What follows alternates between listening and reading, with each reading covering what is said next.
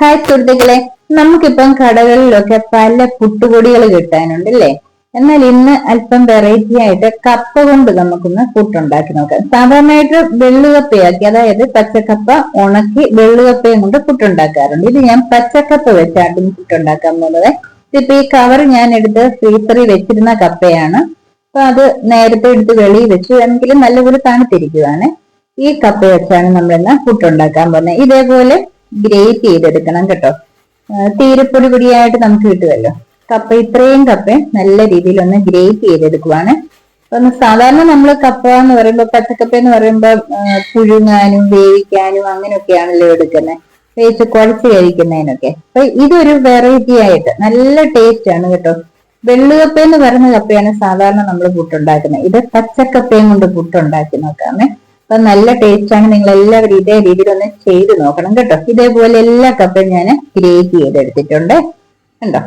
ഇനി ഇതിൽ ഒരുപാട് വെള്ളമയം കാണും. ഫ്രിഡ്ജിൽ വെച്ചതും കൊണ്ടല്ല, അല്ലാതെ തന്നെ കപ്പ ഇതേപോലെ ഗ്രേറ്റ് ചെയ്തെടുക്കുമ്പോൾ നമ്മൾ പിഴിയാങ്കി ഒരുപാട് വെള്ളം അതിന്റെ കാണുന്നേ. അത് കുറെ വെള്ളം നമുക്ക് ഇതുപോലെ പിഴിയാവുന്ന രീതിയിൽ പിഴിഞ്ഞാൻ കളയണം. ഞാനിപ്പം പിഴിഞ്ഞപ്പോ മുഴുവൻ വെള്ളമൊന്നും പോകുന്നില്ല, എങ്കിലും കണ്ടോ ഇതേപോലെ വെള്ളം വരുന്നുണ്ട്. ആ കപ്പയുടെ നൂറെല്ലാം കൂടാണ്. നമുക്കത് കൂടുതൽ വേണ്ടല്ലോ. സാധാരണ പുഴുങ്ങുന്നുണ്ടെ അത് വെള്ളത്തിലൊക്കെ അങ്ങനെ ലയിച്ചു പോകും. ഇപ്പൊ നമ്മൾ പുഴുങ്ങുന്നില്ല, ആവിക്ക് വെച്ചായതുകൊണ്ട് കുറെ വെള്ളം ഇതുപോലെ തന്നെ അങ്ങ് പിഴിഞ്ഞു കളയട്ടെ. പിഴിയുമ്പോ എന്താ ഇതേപോലെ പൊടി പൊടിയായിട്ട് കിട്ടുമേ കണ്ടോ. ഇതേപോലെ തന്നെ എല്ലാം പിഴിഞ്ഞെടുക്കാം. എന്താ എല്ലാം ഞാൻ പിഴിഞ്ഞെടുത്തിട്ടുണ്ട് കണ്ടോ.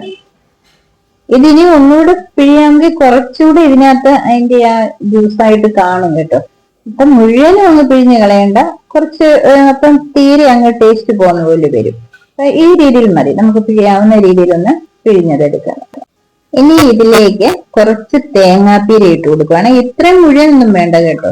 നമ്മൾ 2 കുറ്റി പുട്ടിനുള്ള തേങ്ങയാണ് എടുത്തിരിക്കുന്നത്. പിന്നെ കുറച്ച് ഉപ്പ് ഇട്ട് കൊടുക്കണം ആവശ്യത്തിന്.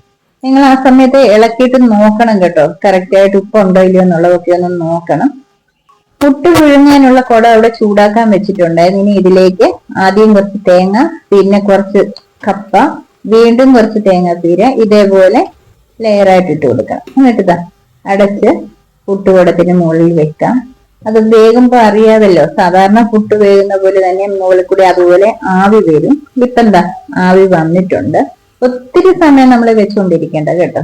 ആവി വന്ന് കുറച്ച് സമയം മാത്രം ഒന്ന് വെച്ചുകൊണ്ടിരിക്കണം. എന്നിട്ട് ഇതാ ഇതേപോലെ പുട്ട് കിട്ടി കണ്ടോ. നല്ല ടേസ്റ്റ് ഉള്ള പുട്ടാണ് കേട്ടോ.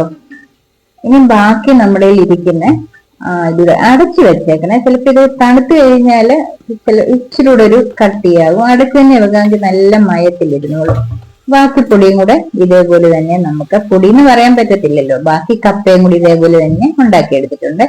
പിന്നെ ഞാൻ വേണമെങ്കിൽ ആവശ്യക്കാർക്ക് കുറച്ച് മീൻകറി കൂട്ടി കഴിക്കാം.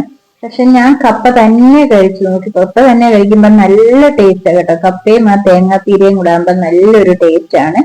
അത് വേണ്ട, മീൻകറിയും കൂടെ വേണമെന്നുള്ളവർക്ക് ഇപ്പം മീൻകറിയും കൂടെ കൂട്ടിയായാലും കഴിക്കാം. പക്ഷെ ഞങ്ങൾക്ക് ഇതിങ്ങനെ നോക്കിയപ്പം കപ്പ തന്നെയായിട്ട് കഴിക്കുന്നതാണ് ഇഷ്ടപ്പെട്ടത്. ഇതിന് മുമ്പ് ഞാൻ ഇതേ രീതിയിൽ ഉണ്ടാക്കി നോക്കിയിട്ടുള്ളതാണ് കേട്ടോ. നിങ്ങളും ഇതേപോലെ ഒന്ന് ഉണ്ടാക്കി നോക്കുക. എപ്പോഴും നമ്മൾ കപ്പ പുഴുങ്ങിയതും കുഴച്ച് വേവിച്ചതും ഒക്കെ തന്നെ കഴിക്കാതെ ഒന്ന് ടേസ്റ്റ് മാറ്റി ഇതേപോലെ കഴിക്കുന്നത് നല്ലതാണല്ലോ. അപ്പൊ നിങ്ങൾക്ക് ഇഷ്ടപ്പെട്ടെന്ന് വരെ നിങ്ങൾ ഇതേപോലെ ഉണ്ടാക്കി നോക്കുക. മറ്റുള്ളവർക്കൊന്ന് ഷെയർ ചെയ്ത് കൊടുക്കുക. ഇതുവരെ എന്റെ ചാനൽ സബ്സ്ക്രൈബ് ചെയ്യാതെ കാണുന്നവരാണെങ്കിൽ ചാനൽ ഒന്ന് സബ്സ്ക്രൈബ് ചെയ്യുക. വീണ്ടും ഞാൻ പുതിയ വീഡിയോയുമായിട്ട് എത്തുന്നതായിരിക്കും.